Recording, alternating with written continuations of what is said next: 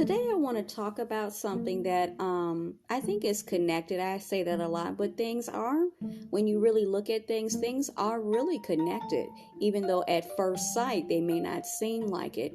So there's been a lot of things that I think that we've all been seeing in regards to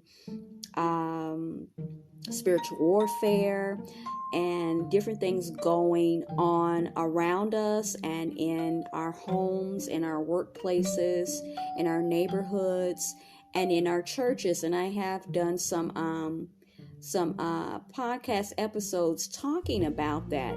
The recent one was about talking about unbiblical teachings within the body of Christ with believers, as well as your church in general. So another thing that came up within that spectrum of unbiblical teachings in regards to your church is the term Christian witches.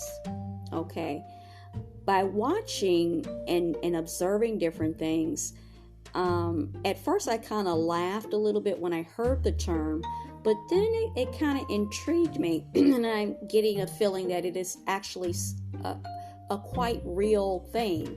I've been hearing people talk a lot about Christian witches, and I've even heard people talk about warlocks, Christian warlocks. We're seeing a lot of things happening that actually look like this is quite real. So what I wanted to do is I wanted to share two sources, and I wanted it to represent both sides. Okay, those who may attest to being indulging in some form of witchcraft, as well as those who may not be supporters of that. Okay, and the second source has to do specifically with Christian witches, okay, and why that might be problematic, where the other one it is not.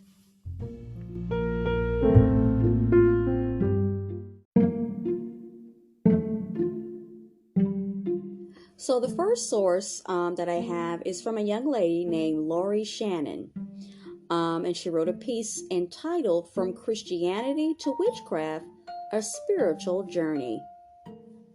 I was raised in a liberal Christian home. We did not always go to church, and when we did, it was not always the same one, as my mother was constantly trying on different hats to see which one fit. She encouraged